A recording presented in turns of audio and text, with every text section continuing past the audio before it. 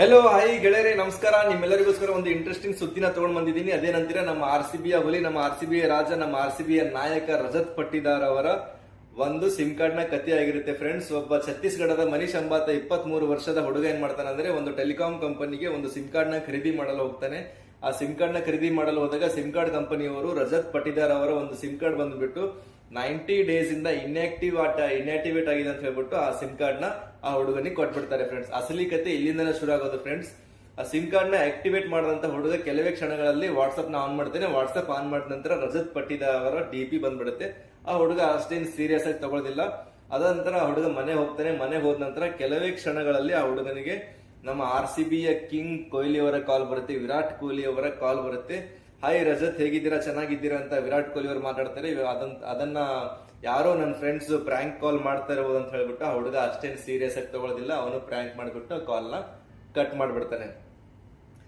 Next ಏನಾಗುತ್ತೆ ಅಂದ್ರೆ friends, ಕೆಲವೇ ಗಂಟೆಗಳಲ್ಲಿ ಮತ್ತೆ ಅವನಿಗೆ ನಮ್ಮ RCBಯ ಹುಡುಗ ABD ವಿಲಿಯರ್ಸ್, ಯಶ್ ದಯಾಲು, ಅನೇಕ ಇಂಡಿಯನ್ ಪ್ಲೇಯರ್ಸ್ ಗಳು ಅವನಿಗೆ ಕಾಲ್ ಮಾಡ್ತಾರೆ. ಅದನ್ನು ಕೂಡ ಹುಡುಗ ಸೀರಿಯಸ್ ಆಗಿ ತಗೊಳ್ಳೋದಿಲ್ಲ.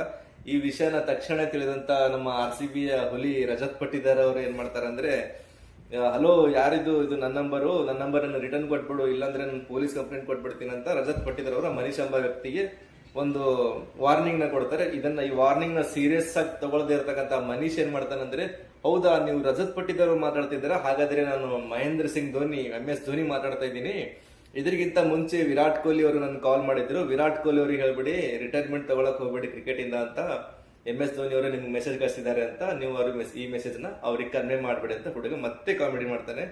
ಇದನ್ನ ಸೀರಿಯಸ್ ಆಗಿ ತಗೊಂಡಂತ ನಮ್ಮ RCBಯ ಹುಲಿ ರಜತ್ ಪಟ್ಟಿದಾರ್ ಅವ್ರು ಏನ್ ಮಾಡ್ತಾರೆ ಅಂದ್ರೆ, ಒಂದು ಪೊಲೀಸ್ ಕಂಪ್ಲೇಂಟ್ ನ ರಿಜಿಸ್ಟರ್ ಮಾಡಬಿಡ್ತಾರೆ. ಪೊಲೀಸ್ ಕಂಪ್ಲೇಂಟ್ ನ ಸ್ವೀಕರಿಸಿದಂತ ರಜತ್ ಪಟ್ಟಿದಾರ್ ಅವರ ಕಂಪ್ಲೇಂಟ್ ನ ಸ್ವೀಕರಿಸಿದಂತ ಪೊಲೀಸರು, ಛತ್ತೀಸ್ಗಢದ ಪೊಲೀಸರು ವಿದಿನ್ 10 ಮಿನಿಟ್ಸ್ ಅಲ್ಲಿ ಅವರ ಸಿಮ್ ಅನ್ನ ಅವರಿಗೆ ಹಿಂತಿರುಗಿಸಿದ್ದಾರೆ ಫ್ರೆಂಡ್ಸ್. ಸೊ ಫ್ರೆಂಡ್ಸ್, ಇದಾಗಿತ್ತು ನಮ್ಮ RCBಯ ಹುಲಿಯ ಒಂದು ರಣರೋಚಕ ಒಂದು ಸಿಮ್ ಕಾರ್ಡ್ ನ ಕತೆ. ಈ ಕತೆ ನಿಮಗೆ ಇಷ್ಟ ಆಗಿದೆ ಅನ್ಕೊಂತೀನಿ ಫ್ರೆಂಡ್ಸ್. ಇಷ್ಟ ಆಗಿದ್ರೆ ಈ ಪೇಜ್ ನ ಲೈಕ್ ಮಾಡಿ, ಫಾಲೋ ಮಾಡಿ, ಕಮೆಂಟ್ ಮಾಡಿ, ಮತ್ತೆ ಸಾಕಷ್ಟು RCBಯ ಅಭಿಮಾನಿಗಳಿಗೆ ಇದನ್ನ ಶೇರ್ ಮಾಡಿ ಫ್ರೆಂಡ್ಸ್. ಎಲ್ಲಾ ಕಮೆಂಟ್ಸ್ ಬಾಕ್ಸ್ ಗಳಲ್ಲಿ ಬರ್ಬೇಕು ಫ್ರೆಂಡ್ಸ್. ಜೈ RCB, ಜೈ ಕರ್ನಾಟಕ ಮಾತೆ.